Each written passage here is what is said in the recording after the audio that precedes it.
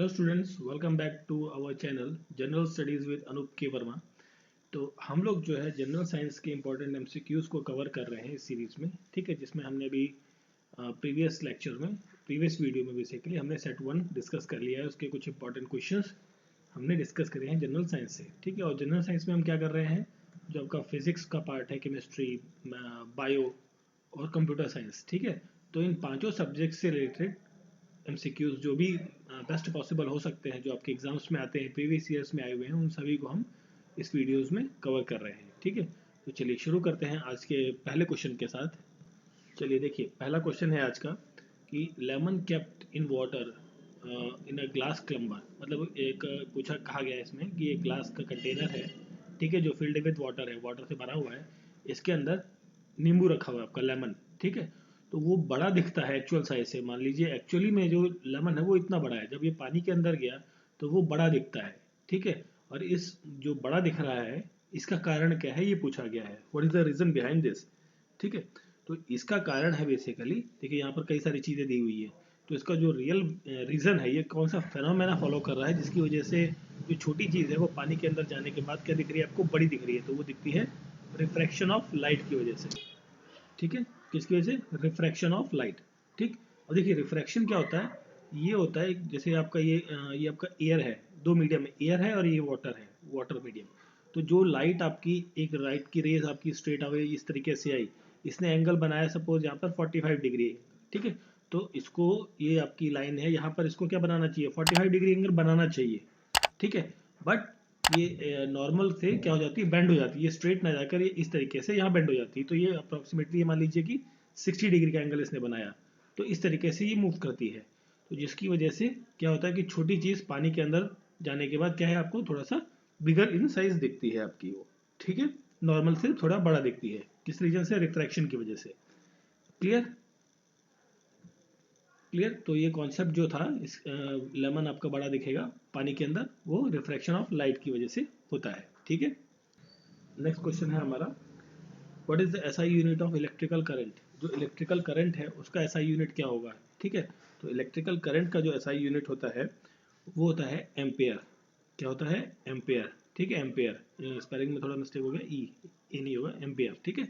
Ampere is the SI unit of electric current. What जो है किसका यूनिट है, पावर का। वॉट है पावर का एसआई यूनिट, ठीक है। और कूलम, कूलम जो है वो इलेक्ट्रिक चार्ज का, जो इलेक्ट्रिक चार्जेस होते हैं उसका यूनिट है कूलम। और जो जूल है वो किसका यूनिट है, एनर्जी का, ठीक है। इतने अमाउंट ऑफ जूल एनर्जी चाहिए आपको किसी पर्टिकुलर वर्क को परफॉर्म करने के लिए, ठीक है। और एम्पियर जो है वो डिनोट किया जाता है ए से, ठीक है, कैपिटल ए। और इसको जो फाइंड किया था, मतलब इसको एम्पियर जो यूनिट रखा गया, वो किसने रखा था, ये रखा था फ्रेंच साइंटिस्ट थे, ठीक है, जिनका नाम था एंड्रे मैरी एम्पियर, ठीक है। एम्पियर, एंड्रे मैरी एम्पियर, उनके नाम पर ही, जो उनका सरनेम है एम्पियर, उनके नाम पर ही भी जो इलेक्ट्रिकल करंट है उसका ऐसा यूनिट रख दिया गया, ठीक है। तो ऐसा यूनिट क्या हो गया, एम्पियर। चलिए फिर देखते हैं, नेक्स्ट क्वेश्चन है हमारा, the instrument used for measuring wind speed. हवा की स्पीड और साथ में क्या, डायरेक्शन को शो करने के लिए जिस इंस्ट्रूमेंट का यूज़ किया जाता है वो होता है anemometer. Anemometer is instrument use to measure the wind speed. जो हवा की गति है उसको नापने के लिए एनीमोमीटर इस्तेमाल किया जाता है, ठीक है। अब देखिए यहाँ पर एक हाइड्रोमीटर है, ठीक है। हाइड्रोमीटर से क्या नापते हैं, आपकी ह्यूमिडिटी, ह्यूमिडिटी, ठीक है। और सेलिनोमीटर से आपका नापा जाता है salinity of solution, salinity of जो सॉल्यूशन है, लिक्विड सॉल्यूशन, उसकी सैलिनिटी को मेजर किया जाता है। और बोलोमीटर, बोलोमीटर से क्या मेजर किया जाता है, रेडिएशन, रेडिएशन मेजर की जाती है by means of rising in temperature. Temperature right, मतलब जैसे कोई इक्विपमेंट है, कोई मटेरियल है, ये मटेरियल है, इसका जो टेम्परेचर बढ़ेगा तो इसकी वजह से जो इसके एनवायरनमेंट में, आसपास के एनवायरनमेंट में जो रेडिएट होंगी हीट, तो उस रेडिएशन को मेजर करने के लिए बोलोमीटर यूज किया जाता है। क्लियर। चलिए फिर देखते हैं next question, Henry is a unit of. Henry किस चीज़ का यूनिट है, हेनरी यूनिट होता है इंडक्टेंस का, ठीक है, इंडक्टेंस का यूनिट होता है। और ये जो हेनरी है, मतलब ये यूनिट है, ये किस साइंटिस्ट के नाम पर पड़ा, ये एक फिजिशियंस थे, मतलब फिजिक्स के एक साइंटिस्ट थे, फिजिसिस्ट थे, ठीक है। इनका जस्ट अ मिनट, हाँ ये उनका नाम था हेनरिच लेंज, हेनरिच लेंज, ठीक है। तो इनका जो इनिशियल एम है हेनरी, उसी के नाम पर ये यूनिट पड़ा। हेनरी इंडक्टेंस का यूनिट है, ठीक है। और इसे डिनोट किया जाता है, not inductance, it's Henry, Henry को डिनोट किया जाता है कैपिटल एच से, ठीक है। और एक्चुअली इंडक्टेंस हो या इंडक्टर होता क्या है, इंडक्टर एक ऐसा डिवाइस होता है जो कि क्या करता है, स्टोर करता है किसको, एनर्जी को, ठीक है। एनर्जी को, ये एनर्जी को स्टोर करता है, ठीक है। इंडक्टर, ये इंडक्टर के लिए ये कॉइल जो होती है ना, कॉइलिंग, जैसे इस तरीके से कॉइल्स होती हैं आपकी, है ना, आपने देखी होंगी इलेक्ट्रिकल में, इस तरीके से कॉइल्स होती हैं। तो उन कॉइल्स के अंदर एनर्जी क्या कर दी जाती है, स्टोर करी जाती है, ठीक है, इन द फॉर्म ऑफ, किस फॉर्म में, मैग्नेटिक एनर्जी के फॉर्म में, मैग्नेटिक एनर्जी के फॉर्म में एनर्जी स्टोर की जाती है, ठीक है। और उसे रिलीज कर दिया जाता है after the time period is over, जैसे ही उसका समय, मतलब देखिए क्या होता है, जैसे आपने ये एक्सपेरिमेंट डेफिनेटली बचपन में ज़रूर किया होगा, स्कूल टाइम में या बचपन में। ये आपने कोई स्केल है आपका, उसको आप सर पे रबिंग करते हैं, ठीक है, हेड पे रबिंग की, तो रबिंग करने के बाद उसको जो पेपर बाइट्स होती हैं, छोटे छोटे टुकड़े होते हैं, उसको पास ले जाते हैं, तो क्या वो पेपर बाइट्स आपके स्केल में चिपक जाते हैं, ठीक है। तो उसमें क्या कुछ चार्जेस आ जाते हैं बेसिकली, और मैग्नेटिक बिहेवियर शो करने लगता है आपका वो जो प्लास्टिक का स्केल होता है, ठीक है। तो उसी तरीके से कॉइल्स में मैग्नेटिक एनर्जी के फॉर्म में एनर्जी स्टोर्ड होती है, और आफ्टर सम टाइम वो क्या हो जाती है, रिलीज हो जाती है, ठीक है, वो निकल जाती है वहां से, ठीक है।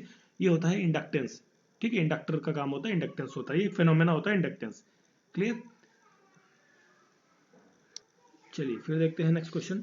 नेक्स्ट क्वेश्चन है आपका कि the law under elastic limit, ठीक है, इलास्टिक लिमिट जो होता है, इलास्टिक लिमिट के अंदर जो लॉ है, उसमें stress is proportional to strain, जो स्ट्रेस है आपका, वो स्ट्रेस प्रोपोर्शनल होता है स्ट्रेन के, ठीक है, स्ट्रेन के, ठीक। ये किसने कहा, ये कहा था एक्चुअली हुक्स ने, ठीक है। ये स्टेटमेंट दी गई थी हुक्स के द्वारा कि जो स्ट्रेस है वो प्रोपोर्शनल होगा स्ट्रेन के, क्लियर, ठीक है। और ये किस चीज़ के बारे में बात करता है, ये इलास्टिसिटी के बारे में, इलास्टिसिटी, जैसे आपकी रबड़ होती है ना आपकी, जो उसको आप खींचते रहिए, एक सर्टेन लिमिट तक वो खींचती है, फिर आप छोड़ते हैं, एनर्जी आप प्रेशर उससे रिलीज करते हैं, तो क्या है, वापस अपनी वो पोजीशन पर आ जाती है। तो इस तरीके के कॉन्सेप्ट को कहते हैं इलास्टिसिटी, ठीक है। फिर देखिए यहाँ पर एक नाम दिया हुआ है गॉज, गॉज ने किस चीज़ के बारे में बात करी, इन्होंने बात करी थी नेट फ्लक्स के बारे में, नेट फ्लक्स, ठीक है, net flux in an electrical field के बारे में, ठीक है। मान लीजिए कोई क्लोज सरफेस है, कोई क्लोज सरफेस है जिसके अंदर इलेक्ट्रिकल फील्ड फ्लो हो रहा है, वो प्रोपोर्शनल होता है किसके, इलेक्ट्रिक चार्जेस के, इलेक्ट्रिक चार्जेस के। और ये एक तरीके का जो कॉन्सेप्ट है, ये क्या कहलाता है, इलेक्ट्रोमैग्नेटिज्म, इलेक्ट्रोमैग्नेटिज्म का एक कॉन्सेप्ट दिया था गॉस ने, ठीक है। फिर ये आर्किमिडीज है, आर्किमिडीज प्रिंसिपल के बारे में आप जानते ही होंगे, बायोन्सी के बारे में बात करी है ना, जैसे आपकी कोई भी नाव है, तो वो नाव डूबती नहीं है, एक बोट है, जैसे ये आपकी बोट है ना, तो ये आपका सब लिटिल पार्ट ऑफ बोट आपका पानी के अंदर रहता है, बाकी जो पार्ट है वो ऊपर तैरता रहता है, ठीक है। तो इस जैसे कॉन्सेप्ट जो बायोन्सी वगैरह के बारे में या फ्लोटेशन के बारे में बात करी किसने, आर्किमिडीज ने। और क्रिचॉफ्स ने जो है रेडिएशन के बारे में बात करी, radiation, Kirchhoff's first law, Kirchhoff's second law, इस तरीके से जो लॉज दिए गए क्रिचॉफ्स ने, क्लोज्ड लूप के अंदर कैसा रहेगा, इलेक्ट्रिक चार्जेस वगैरह के बारे में, इस सब के बारे में बात करी क्रिचॉफ्स ने, क्लियर। चलिए फिर देखते हैं नेक्स्ट क्वेश्चन। नेक्स्ट क्वेश्चन है water boils at lower temperature at higher altitude. देखिए ये जो चीज़ है एक रिलेशन है बेसिकली, इसमें क्या कह रहा है कि जो पानी है आपका वो बॉयल हो जाएगा कब, जब आपका टेम्परेचर जो है वो क्या रहेगा, लो, क्या रहेगा, लो टेम्परेचर, टेम्परेचर आपका लो रहेगा, ठीक है, लो टेम्परेचर पर, ठीक है। अभी जैसे क्या होता है, देखिए अब इसमें क्या होगा कि लो टेम्परेचर पर, और कहाँ पर, हाई एल्टीट्यूड, मतलब एल्टीट्यूड मतलब पहाड़ों पर बेसिकली बात कर रहे हैं ना, हिल्स पे, हिल्स के ऊपर, हिल्स के ऊपर, ठीक है। ये किस वजह से होता है, क्योंकि देखिए हिल्स पर क्या होता है, एयर प्रेशर कम होता है आपका, जो सरफेस है आपका, अर्थ है, अर्थ के सरफेस में जितना आप सरफेस के पास रहेंगे वहाँ पर जो हवा का दाब है वो क्या रहता है आपका, ज़्यादा रहता है, यहाँ पर हाई प्रेशर रहता है एयर का, ठीक है, एटमॉस्फेरिक प्रेशर जो है और सरफेस पर हाई रहता है। जैसे ही आप हाई हाइट पर जाते हो, एल्टीट्यूड पर, जैसे प्लेन्स होता है, एरोप्लेन्स वगैरह होते हैं, तो उसमें क्या बताता है कि जो बाहर का जो एयर प्रेशर है वो काफ़ी कम है, ठीक है, इसलिए प्लेन के अंदर एक मॉडरेट एयर प्रेशर मेंटेन किया जाता है, ठीक। तो एयर प्रेशर जो है बाहर लेस होता है कब, जब हाई एल्टीट्यूड होगा, और वहाँ पर पानी आपका जल्दी बॉयल हो जाएगा क्योंकि लो टेम्परेचर पे रही, ठीक है। ये कॉन्सेप्ट है ठीक है। जैसे आपका देखिए एक एग्जांपल लेते हैं, जैसे प्रेशर कुकर होता है आपका, प्रेशर कुकर इसके विपरीत होता है, इस कॉन्सेप्ट के विपरीत है प्रेशर कुकर। प्रेशर कुकर में क्या होता है, बॉइलिंग पॉइंट जो होता है ना, बॉइलिंग पॉइंट वो क्या होता है, हाई रहता है आपका, बॉइलिंग पॉइंट रहता है हाई। ठीक है, कहाँ पर, हाई एल्टीट्यूड में, हाई एल्टीट्यूड के अंदर प्रेशर के जो प्रेशर कुकर है उसके अंदर बॉइलिंग पॉइंट क्या रहेगा, हाई। कहाँ पर, जो हाई एल्टीट्यूड है, हाई एल्टीट्यूड के वाले एरियाज में। ठीक है, अब देखिए वहां पर क्या है, जो एटमॉस्फेरिक प्रेशर है वो डिक्रीज रहता है आपका। ठीक है, एटमॉस्फेरिक प्रेशर डिक्रीज रहेगा। क्लियर।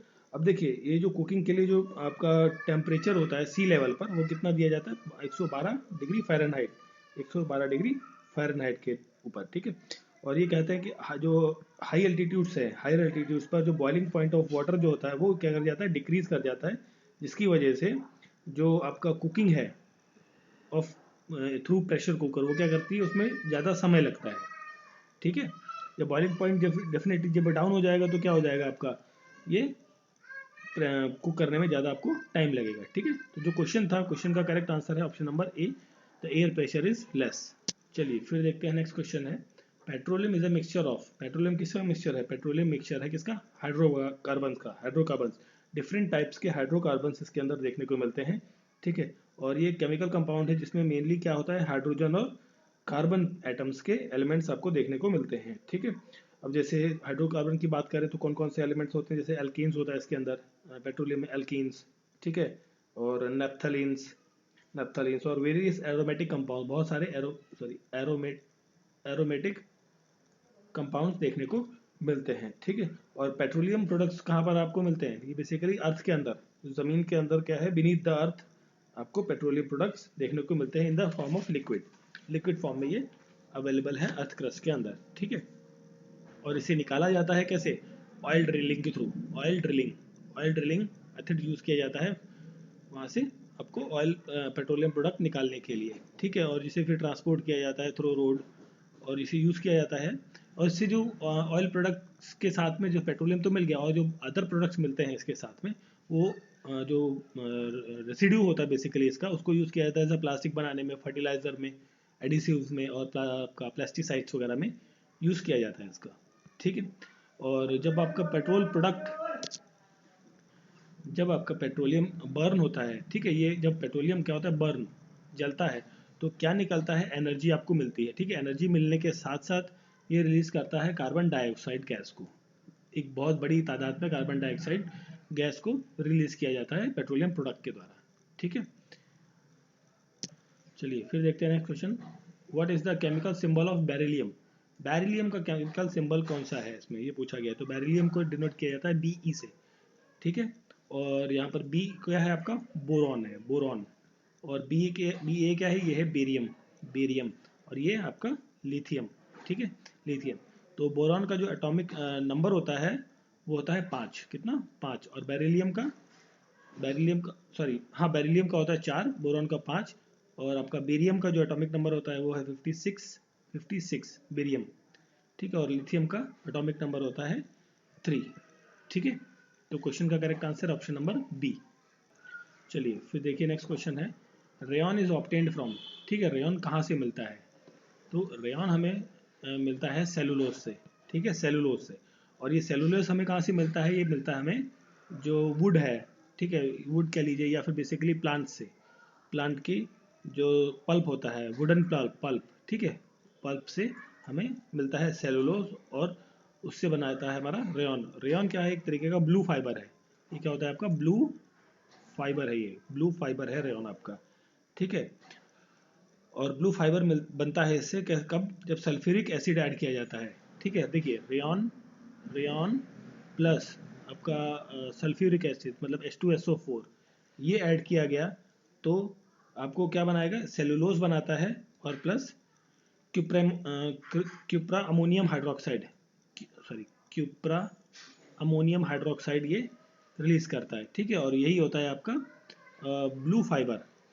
ठीक है, और इसे मेनली कहाँ यूज़ किया जाता है, रेयन को जनरली यूज़ किया जाता है टेक्सटाइल इंडस्ट्रीज में। ठीक है, और जिससे आपके कई सारे डिफरेंट वुल्स बनते हैं, जैसे कॉटन आपका वुल्स हो गया, लिनन, इस तरीके की फील्ड्स में इसको इस्तेमाल किया जाता है रेयन को। ठीक है, चलिए फिर देखते हैं नेक्स्ट क्वेश्चन है, which of the following chemical substance use to prevent conception और फर्टिलाइजेशन। ठीक है, जो ह्यूमन बॉडी के अंदर या किसी भी ह्यूमन बॉडी के बारे में बात कर रहे हैं, स्पेशली का फर्टिलाइजेशन को रोकने के लिए, कॉन्सेप्शन को रोकने के लिए, बेसिकली हम बात कर रहे हैं प्रेगनेंसी को प्रिवेंट करने के लिए, रोकने के लिए किन चीज़ों का यूज़ किया जाता है, वो होती है एंटी फर्टिलिटी ड्रग्स को यूज़ किया जाता है टू प्रिवेंट कॉन्सेप्शन और फर्टिलाइजेशन। क्लियर? ठीक है, चलिए फिर देखिए नेक्स्ट क्वेश्चन है, which type of coal has a high calorific value. ठीक है, कैलोरीफिक वैल्यू का मतलब हो गया एक तरीके से ज्वलनशीलता सबसे ज़्यादा किसमें पाई जाती है, या हाई क्वालिटी का कोल कौन सा होता है, ये पूछा गया है। तो वो होता है आपका एंथ्रासाइट इज द आपका बेस्ट क्वालिटी का कोल होता है। ठीक है, और ये बेसिकली क्या है, हार्ड कोल होता है, हार्ड कोयला होता है। ठीक है, जिसकी कैलोरीफिक और मेटामॉर्फाइज्ड जो फॉर्म होती है वो हाई होती है। ठीक है, इसकी कैलोरीफिक वैल्यू भी काफ़ी ज़्यादा हाई होती है। ठीक है, और कैलोरीफिक वैल्यू का मतलब क्या हो गया कि मतलब एक लिमिटेड अमाउंट, मतलब सपोज कर लीजिए 10 यूनिट ऑफ एनर्जी रिलीज करी इसने 1 यूनिट ऑफ कोल के साथ, 1 यूनिट ऑफ कोल आपने बर्न किया तो उससे आपको 10 यूनिट ऑफ एनर्जी मिली। ठीक है, ये हो गया हाई कैलोरीफिक वैल्यू। अगर जो वहीं आपको 10 कैलोरीफिक वैल्यू या 10 एनर्जी आपको मिल रही है किसी से, जहाँ पर आपको 5 यूनिट ऑफ कोल यूज़ करना पड़ रहा है, क्या यूज़ करना पड़ रहा है, 5 यूनिट ऑफ कोल को, 5 यूनिट ऑफ कोल को आपको यूज़ करना पड़ रहा है, तब आपको एनर्जी मिल रही है। तो उस कोयले की या कोयले की जो वैरायटी है उसको क्या कैलोरीफिक वैल्यू लो है। ठीक है, तो this is called high calorific value.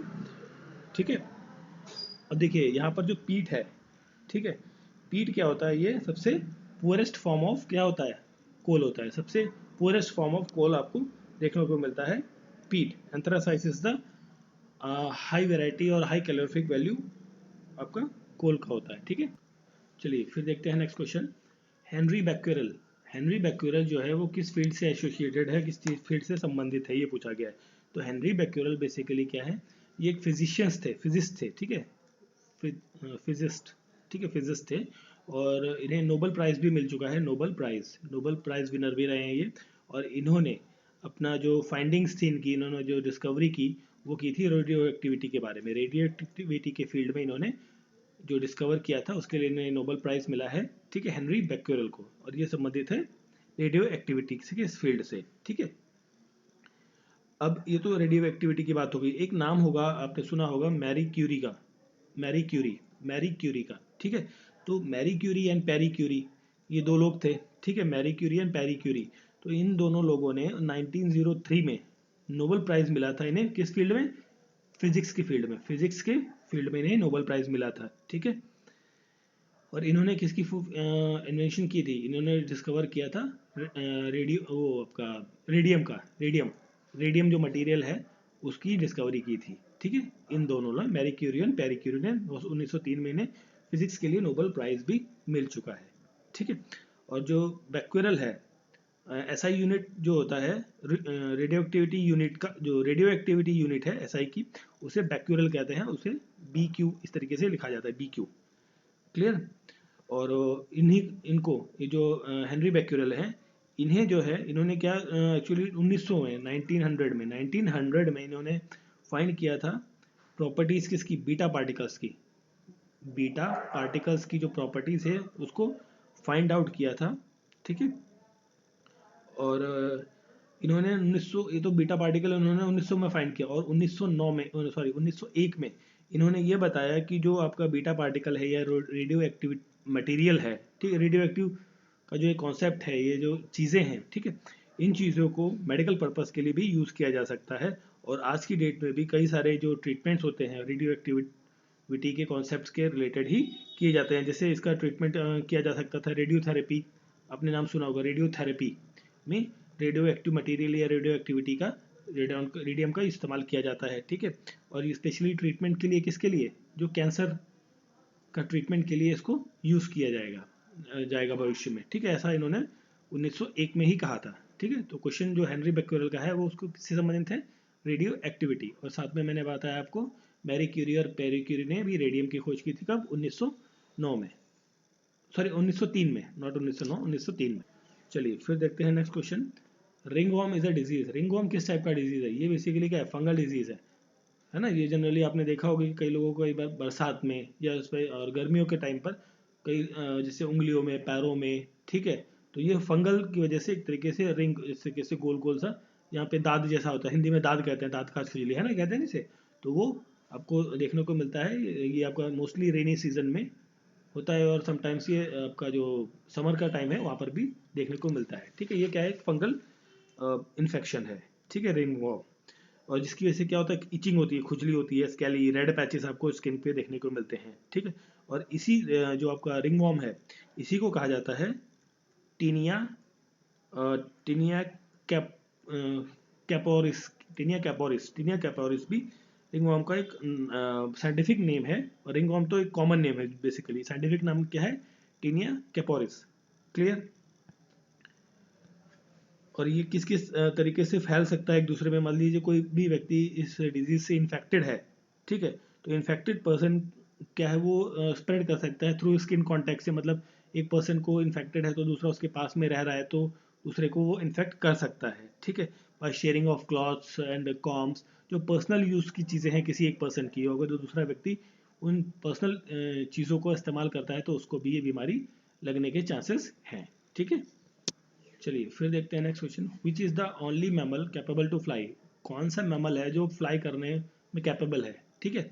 तो देखिए यहाँ पर जो मैमल है वो कौन सा, इकलौता आपका बैट है, इकलौता बैट है, वो मैमल कैटेगरी के अंदर आता है और ये फ्लाई करने के में सक्षम है। बाकी जो ये फ्लाइंग स्क्वेरल है या फ्लाइंग ल्यूमियर है, ठीक है, और ठीक है, ये दोनों जो नाम है बेसिकली ये क्या है, ये क्या कर सकते हैं, ये कैपेबल है किसमें, ग्लाइडिंग में। ग्लाइडिंग क्या होता है, फिसलना, मतलब रेंगना, है ना, स्क्रॉलिंग करना, रेंगना, ग्लाइड करना, ठीक है। तो ये इकलौता एनिमल है, कौन, बैट, जो फ्लाई करने में कैपेबल है, ठीक है। अब देखिए मैमल कौन कौन सी चीज़ें होती है, बेसिकली मैमल को कैटेगराइज करने के लिए ये कहा गया है कि जो क्लास ऑफ वर्टिब्रेट्स है, बेसिकली क्लास ऑफ वर्टिब्रेट्स, ठीक है, वर्टिब्रेट्स के बारे में बात करी गई, जिसमें ये बताया गया है कि जो प्रेजेंस ऑफ मेमोरी ग्लैंड्स है, ठीक है, और the three middle ear bones. तो अगर जो किसी भी प्रजाति में या एनिमल या जो भी है ये सब चीज़ें, ठीक है, उनमें अगर जो मेमोरी ग्लैंड्स प्रेजेंट है या three middle ear bones present है तो वो किस कैटेगरी में आता है, मैमल्स के अंदर आता है। क्लियर, मैमल कैटेगरी के अंदर आता है वो, ठीक है। तो क्वेश्चन का करेक्ट आंसर है ऑप्शन नंबर सी, बैट। चलिए फिर देखते हैं next question, the phrase survival of the fittest. ये जो फ्रेज है, ये लाइन जो है, is the way described by the mechanism of natural selection. Natural selection जो डार्विन ने कॉन्सेप्ट दिया था, natural theory of natural selection, उसमें ये फ्रेज जो है, मतलब बुक थी उसमें ये फ्रेज यूज़ किया गया है, और ये फ्रेज किसके द्वारा यूज़ किया गया है ये पूछा गया है। तो ये जो फ्रेज है बेसिकली इसको कॉइन किया था, ठीक है, और ये किसने किया था, हर्बर्ट स्पेंसर ने, ठीक है। और जो एक बुक थी आपकी, ठीक है, बुक मतलब ये कह लीजिए यह कॉन्सेप्ट था जो था प्रिंसिपल ऑफ नेचुरल सिलेक्शन, ठीक है, प्रिंसिपल ऑफ नेचुरल सिलेक्शन, ये जो कॉन्सेप्ट था ये किसने दिया था, चार्ल्स डार्विन ने, ठीक है, चार्ल्स डार्विन ने, ठीक। और ये जो कॉन्सेप्ट है मतलब ये जो फ्रेज है बेसिकली डार्विन की जो बुक थी, चार्ल्स डार्विन की जो बुक थी, on the origin of species, ठीक है, ये जो बुक थी वहां से लिया गया है, किसने लिया है, हर्बर्ट स्पेंसर ने। Clear, Herbert Spencer. चलिए फिर देखते हैं, genes the heredity unit of are located in. जो जीन्स है बेसिकली ये कहाँ लोकेटेड रहती हैं, कहाँ रहती हैं, होती हैं बॉडी के अंदर, ये पूछा गया है, ठीक है। क्लियर, तो जीन्स बेसिकली कहाँ होती है, क्रोमोजोम के अंदर, जो क्रोमोजोम पार्ट है आपका, ठीक है, क्रोमोजोम जो है, genes are the units located in the chromosome of a cell. तो सेल के क्रोमोजोम में आपको जीन्स देखने को मिलती हैं, क्या मिलती हैं, जीन्स, आपको जीन्स, ठीक है। और ये क्या होती है, एक यूनिट होती है किसकी, it is a unit of DNA on the chromosome which governs the synthesis of one protein that control specific characteristics of the organism, ठीक है, किसी भी ऑर्गेनिज्म के कैरेक्टरिस्टिक को स्पेसिफाई करते हैं, ठीक है। अब जीन्स जो है कंपोज किसको करते हैं, ये इसके दो तरीके की चीज़ें होती हैं इसके अंदर, कंपोज ऑफ डीएनए, डीएनए को क्या कहते हैं, डी ऑक्सी राइबोन्यूक्लिक एसिड, ठीक है, एक्सेप्ट इन वायरस। अब देखिए वायरस जो होता है ना, वायरस के अंदर डीएनए नहीं होता, ठीक है। जैसे आपने अभी जो करंट टाइम पे हम बात कर रहे हैं, जैसे हम रिकॉर्डिंग कर रहे हैं उस टाइम पर, जैसे कोविड पैंडेमिक चल रहा है, कोविड-19 है ना, कोविड-19 कोरोना वायरस जिसे कहते हैं हम लोग, ठीक है, कोरोना वायरस। तो ये क्या वायरस है, तो वायरस के अंदर क्या है, डीएनए प्रेजेंट नहीं है, ठीक है, इसमें क्या होगा, आरएनए होगा। तो आरएनए से उसका डीएनए अलग किया जाता है, फिर उसके ऊपर रिसर्च का काम किया जाता है, ठीक है। तो डीएनए वायरस में नहीं होता है, ठीक है, एक्सेप्ट डीएनए, वायरस में डीएनए नहीं होता है, ठीक है, डीएनए डीऑक्सी राइबोन्यूक्लिक एसिड, ठीक है। और जीन्स कंसिस्ट क्या करती हैं, एक तो डीएनए हो गया, साथ में आरएनए, आरएनए, ठीक है। आरएनए क्या होता है, राइबोन्यूक्लिक एसिड होता है, ठीक। और जो ह्यूमन सेल है, ह्यूमन सेल, इंसानी सेल जो होता है, ठीक है, उसके अंदर 23 पेयर ऑफ क्रोमोसोम्स होते हैं, 23 पेयर ऑफ, 23 का मतलब हो गया 46 क्रोमोसोम्स देखने को मिलते हैं, ठीक है। और लाइजोसोम्स जो है उसे कहते हैं, एक होता है लाइजोसोम, लाइजोसोम, ठीक है। ये काफ़ी इंपॉर्टेंट टर्म है, याद रखिए, कई बार एग्जाम में आया हुआ है। लाइजोसोम जो होता है उसे क्या कहते हैं, सुसाइडल बैग, सुसाइडल बैग, ठीक है, suicidal bag in the cell, cell के अंदर जो सुसाइडल बैग होता है वो कौन होता है, लाइजोसोम कहलाता है, क्लियर। तो क्वेश्चन का करेक्ट आंसर है क्रोमोसोम। चलिए फिर देखिए नेक्स्ट क्वेश्चन है हमारा, नेक्स्ट क्वेश्चन है, which of the following refers as the intersection of column and row in an worksheet of MS Excel. देखिए एमएस एक्सेल में हम काम करते हैं, डेफिनेटली आप सभी ने काम किया होगा, क्योंकि मोस्टली जितने लोग ये वीडियो देख रहे हैं वो आई होप सो कि वो ग्रेजुएट या अंडर ग्रेजुएशन में पढ़ रहे होंगे, या ग्रेजुएट तो डेफिनेटली हो चुके होंगे, है ना। तो एमएस एक्सेल में सभी ने काम किया होगा। तो एमएस एक्सेल के अंदर जो इंटरसेक्शन होता है, ठीक है, जैसे कॉलम्स आपकी कौन सी हो गई, ये वाला कॉलम्स हो गई, ठीक है, और ये आपकी रो हो गई, ठीक। तो इसका जो इंटरसेक्शन है, ठीक है, मान लीजिए इंटरसेक्शन ये वाला पॉइंट है, तो ये कौन क्या कहलाता है, ये कहलाता है आपका सेल, सेल कहलाता है आपका, ठीक है। ये वाला पर्टिकुलर पार्ट जो रीजन है, ये वाला शेडेड एरिया, वो क्या कहलाता है आपका, सेल कहलाता है, क्लियर है। चलिए अभी हम बात कर रहे हैं सेल की, तो ठीक है, अभी जो सेल है वो क्या करता है, स्टोर करता है किस चीज़ को, ये सेल स्टोर करता है, स्टोर करता है डाटा, ठीक है। आपका डाटा में आपका फॉर्मूला या टेक्स्ट कोई सा भी आप डाल रहे हैं, फीड कर रहे हैं, उसको स्टोर करने का काम कौन करता है, सेल करता है, ठीक है। और इसमें लार्ज नंबर ऑफ सेल्स देखने को मिलते हैं, मतलब इस तरीके से कई सारे, बहुत सारे, मतलब एक लार्ज नंबर ऑफ सेल्स आपको इस तरीके से छोटे छोटे बॉक्स के फॉर्मेट में आपको देखने को मिलते हैं वर्कशीट के अंदर, ठीक है। ओके, अब जो आपका एक्सेल 2019 वाला जो है ऑफिस, उसके अंदर जो एक्सेल है आपकी, ठीक है, उसमें जो सेल है आपका स्टार्ट होता है कहाँ से, एक से, एक सेल होगा सिंगल, ये वाला जो एक हो गया, ये तो एक सेल हो गया। इस तरीके से 1 टू लेके 1048576, ठीक है, मतलब ये लीजिए 10 लाख, 10.5 लाख के आसपास सेल्स आपको देखने को मिलते हैं पूरे एक शीट के अंदर, पूरी एक्सेल शीट के अंदर इतने सेल्स आपको देखने को मिलते हैं, ठीक है। और अगर जो हम बात करें कि इनके जो कॉलम्स हैं, कॉलम्स ये वाले, ये कैसे होते हैं, जैसे ए बी सी डी इस तरीके से लिखा होता है, फिर आपका आता है ए बी, इस तरीके से कंटिन्यू चलता है। तो ये कहाँ से चलता है, ए से लेके एक्स एफ डी, इतने कॉम्बिनेशंस बनते हैं आपके पूरे कॉलम्स के अंदर, ठीक है, कॉलम्स की रो में इतने आपके वो बनते हैं, ठीक।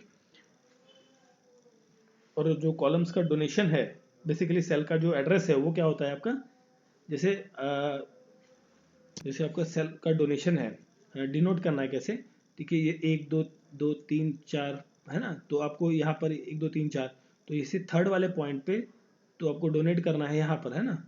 तो ये क्या करेगा, C5 या C4 इस तरीके से डोनेशन देगा कॉलम के टर्म में, ठीक है। और ये R1 R2 इस तरीके से कॉलम रो का डोनेशन शो करता है, ठीक है। तो जो क्वेश्चन था हमारा, तो सिंपल क्वेश्चन पे हम आते हैं कि डिटेल में हम ज़्यादा नहीं जाएंगे। तो क्वेश्चन का जो क्वेश्चन में पूछा गया कि इंटरसेक्शन को क्या कहते हैं, वो कहते हैं आपको सेल। चलिए फिर देखते हैं next question, what is the minimum number of column that a table MS Excel word have. Minimum number of columns कितने हो सकते हैं भैया, देखो मिनिमम नंबर ऑफ कॉलम की बात करें तो कॉलम एक, ये ठीक है। अब कॉलम का मतलब ये नहीं कि ऐसे लाइन खींच दिया तो कोई कॉलम बना नहीं, तो कॉलम के लिए एटलीस्ट क्या है, आपको ये कॉलम बनेगा ना, ये वाला कॉलम, ठीक है। और ऐसी रो होंगी, तो क्या है, मिनिमम कितने होंगे, हो सकते हैं, मिनिमम हो सकते हैं एक, भैया एक ही कॉलम है आपका। जब टेबल बनाते हैं ना, टेबल जब आप वर्ड में यूज़ करते हैं तो पूछता है ना कितने रो चाहिए, कितने कॉलम चाहिए, वो जो सिंपल वन सेलेक्ट करते हो, वन वन दोनों तरफ, तो वो इस तरीके से एक बॉक्स बना के आपको शो करता है, ठीक है। तो मिनिमम कितने हो सकते हैं, 1 आपके कॉलम हो सकते हैं, क्लियर। चलिए फिर देखते हैं नेक्स्ट क्वेश्चन है हमारा, with respect to internet what is the full form of FTP. जो एफटीपी होता है इसका फुल फॉर्म क्या होता है, ये होता है file transfer protocol, file transfer protocol is the full form of FTP, ठीक है। ये क्या करता है, एक बेसिकली क्या प्रोटोकॉल होता है, प्रोटोकॉल कह लीजिए या सेट ऑफ रूल्स होता है, इसमें सेट ऑफ रूल्स होते हैं ये, ठीक है, और प्रोसीजर होता है, सेट ऑफ रूल्स कह लीजिए या प्रोसीजर होता है, जिसमें क्या किया जाता है कि ट्रांसमिट किया जाता है डाटा को। डाटा क्या होता है, ट्रांसमिट किया जाता है, ट्रांसमिट किया जाता है थ्रू इलेक्ट्रॉनिक डिवाइसेस, जो इलेक्ट्रॉनिक डिवाइसेस हैं उसके थ्रू ये ट्रांसफ़र किया जाता है, सच एस कंप्यूटर वगैरह जैसे होता है ना, ठीक है, कि वन सिस्टम से दूसरे सिस्टम में ट्रांसफ़र किया जाएगा आपका, ठीक। और इसमें प्रोटोकॉल क्या यूज़ करता है, both text commands, text files आपका या बाइनरी फाइल्स आपकी जो 1 और 0 के कॉन्सेप्ट में बनी होती हैं, उस तरीके की फाइल्स को थ्रू इंटरनेट के थ्रू वो one system to another system transfer करता है, ठीक है। तो वो होती है आपकी फाइल ट्रांसफ़र प्रोटोकॉल।